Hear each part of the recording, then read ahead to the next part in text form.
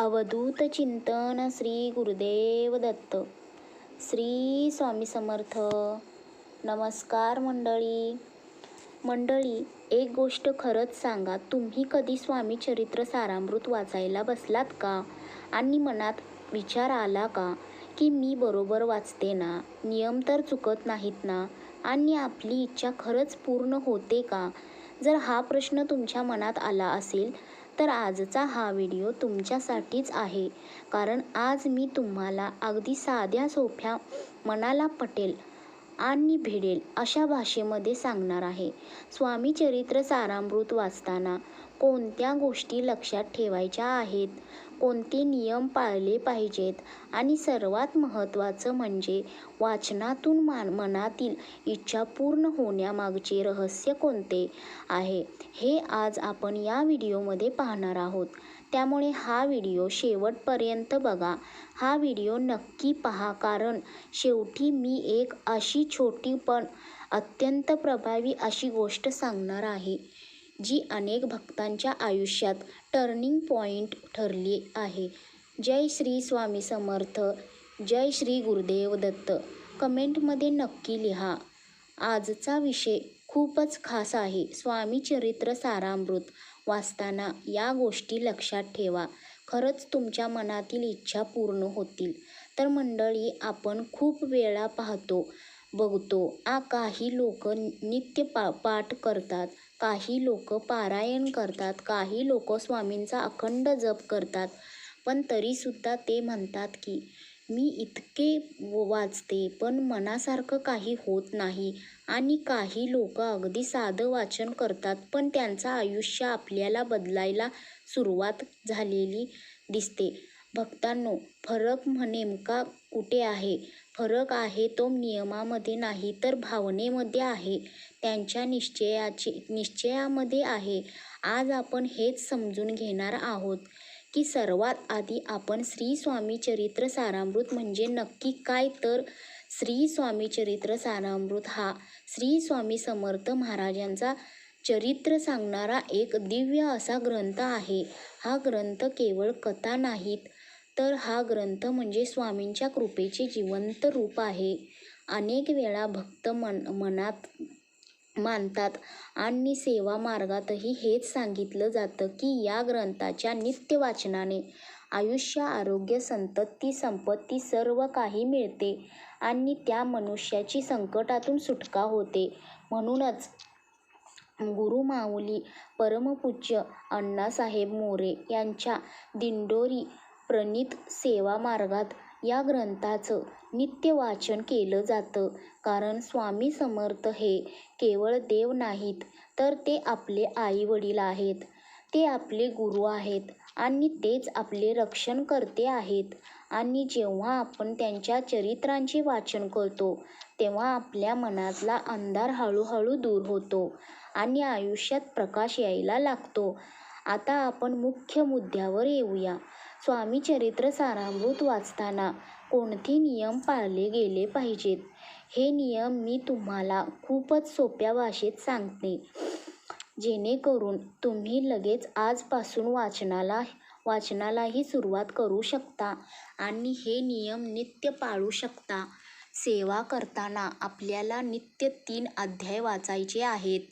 सेवा मार्गात असंच सांगितलं जातं की रोज क्रमशः 3 अध्याय वाचायचे. म्हणजे आज जे अध्याय वाचले, उद्या त्यानंतरचे वाचायचे. म्हणजे पहिल्या दिवशी 1, 2, 3, दुसऱ्या दिवशी 4, 5, 6 असा क्रम ठेवा. शक्यतो वाचन करायला सुरुवात गुरुवारपासून करावी. गुरुवार हा गुरुचा दिवस आहे. श्री स्वामी समर्थ हे देखील गुरु रूपातच आहेत. तसेच वाचन सुरू करताना एक छोटासा संकल्प घ्या. संकल्प खूप मोठा नसावा, फक्त मनात इतकं बोला की श्री स्वामी समर्थ, मी हे वाचन श्रद्धेने सुरू करते. माझ्यावर कृपा करा, माझं मन शुद्ध करा आणि मला योग्य तो मार्ग दाखवा. एवढाच संकल्प पुरेसा आहे. दुसरा नियम म्हटलं तर 11 माळी जप वाचनापूर्वी किंवा वाचनानंतर करावा. श्री स्वामी समर्थ या मंत्राचा 11 माळी जप करावा. आता काही लोक म्हणतील की 11 माळी म्हणजे खूपच वेळ. लागेल. पण लक्षात ठेवा, आपण रोज मोबाईलवर किती वेळ घालवतो आणि विनाकारण दुसऱ्यांबद्दल बोलण्यात सुद्धा किती वेळ घालवतो. आपण रोज अनावश्यक गोष्टीवर खूप वेळ खर्च करत असतो. जर आपण स्वामींसाठी थोडा वेळ दिला तर स्वामी आपल्यासाठी आयुष्यभर वेळ देतात. श्री स्वामी समर्थ हा मंत्र फार शक्तिमान आहे. हा मंत्र म्हटला तर आपल्या मनात आधार देतो, भीती दूर करतो आणि आपल्या घरामध्ये सकारात्मकता वाढवतो. तिसरा नियम म्हणजे अहंकार विसरा. मंडळी, हा नियम खूप महत्त्वाचा आहे, कारण अनेकदा आपण बघतो की मनात एक भाव येतो की मी रोजच वाचते, रोजचे जप पण करते, मीच खूप चांगली भक्त आहे किंवा मला या गोष्टीची जास्त माहिती आहे इतरांपेक्षा, असा अहंभाव निर्माण होतो. तेव्हा इथेच चूक होते. स्वामींना अहंकार अजिबात आवडत नाही.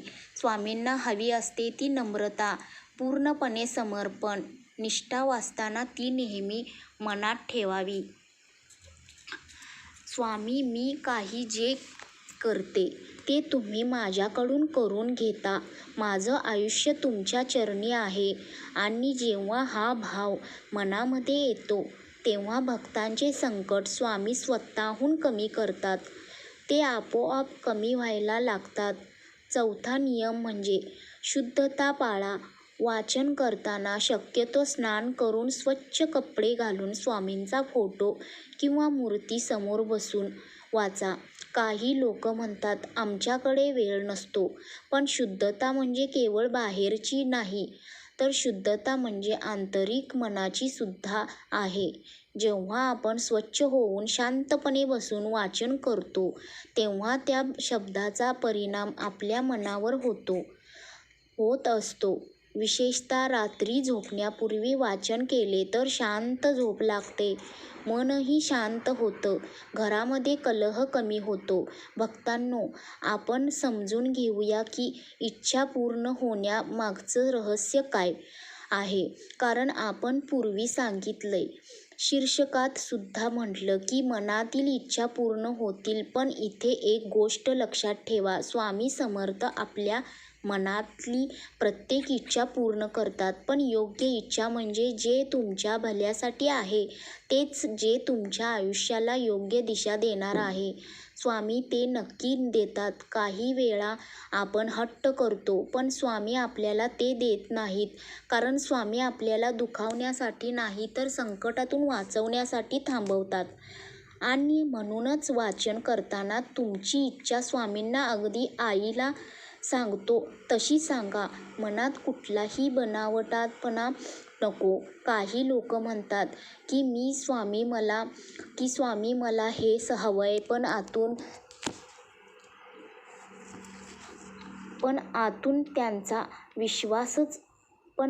त्यांचा विश्वासच नसतो. काही लोक म्हणतात स्वामी मला जे योग्य असेल ते द्या, माझं मन शांत करा, आणि स्वामी त्यांना खूप मोठं देतात, भरभरून देतात. मंडळी, वाचन करताना स्पष्ट बोला, स्वामी माझ्या मनात ही इच्छा आहे, मी तुमच्या चरणी ठेवते, तुम्हाला जे योग्य वाटेल ते करा. हा भाव जेव्हा आपल्या मनात येतो तेव्हा आपली इच्छा पूर्ण होण्याची प्रक्रिया सुरू होते. आता मी तुम्हाला एक महत्त्वाची गोष्ट सांगते. संकल्पयुक्त पारायण म्हणजे काय? तर वाचन केवळ सवयीने नको, वाचन हे संकल्पाने करा. संकल्प म्हणजे मन एकाग्र करून ठरवणे. उदाहरणार्थ, स्वामी माझ्या घरात सतत त्रास आहे, मी हे वाचन 11 दिवस नित्य करेल.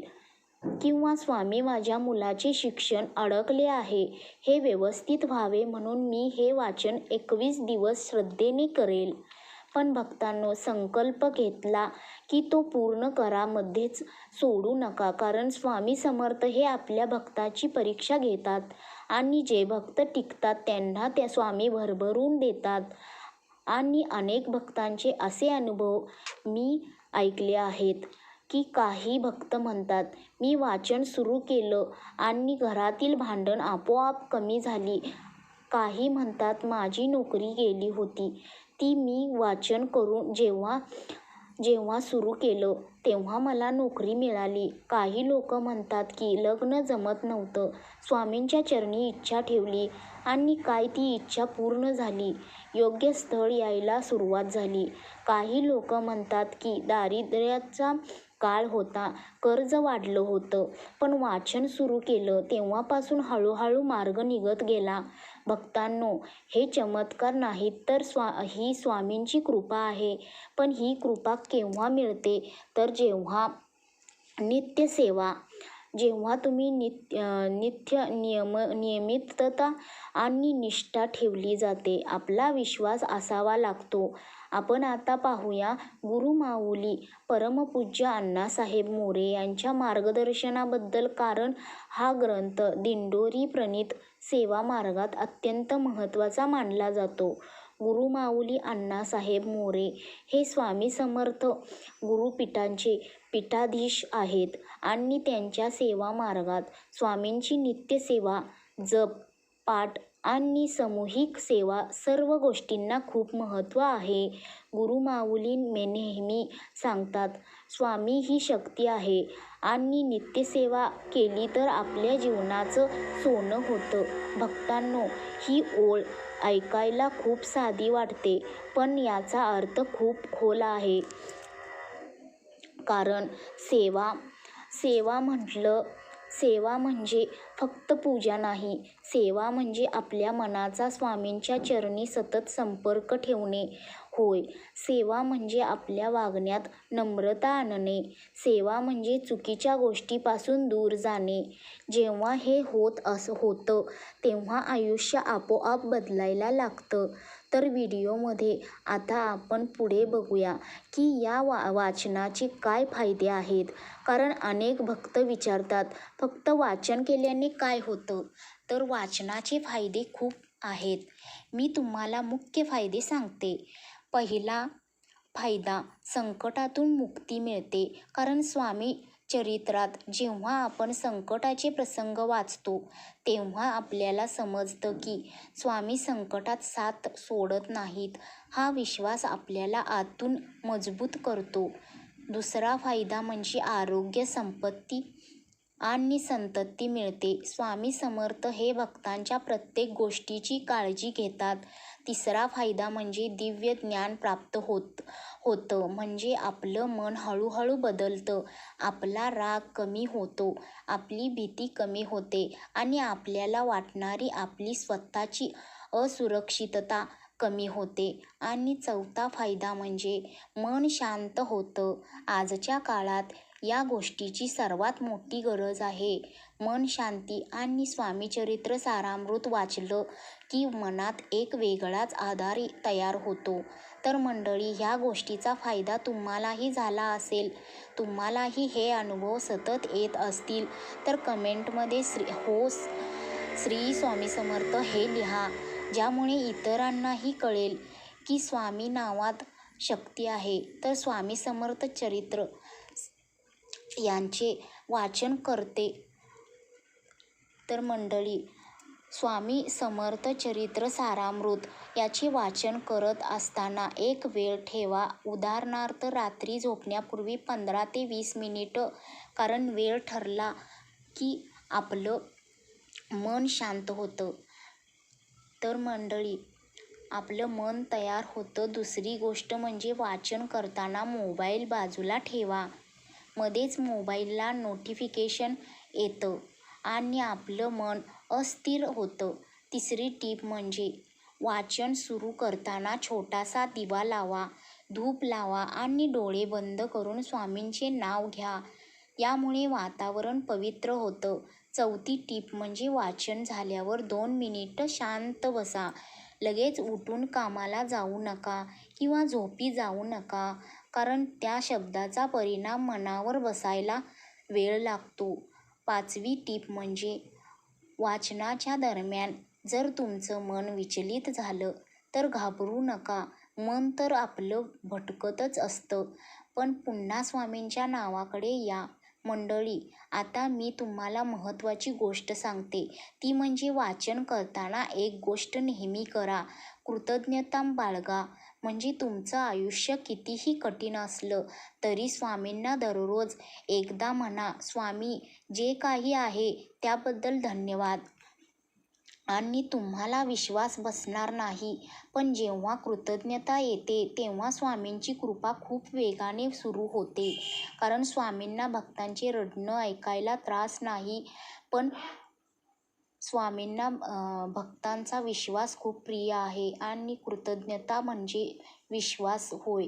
मंडळी, आता आपण शेवटाकडे येत आहोत.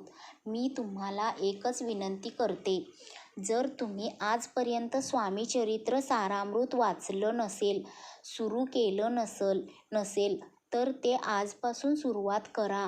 गुरुवारपासून सुरू करा. संकल्प घ्या, रोज 3 अध्याय वाचा आणि 11 माळी जप करा. शुद्धता ठेवा, अहंकार सोडा. स्वामी सेवेमुळे खरंच तुमच्या आयुष्याचं सोनं होईल.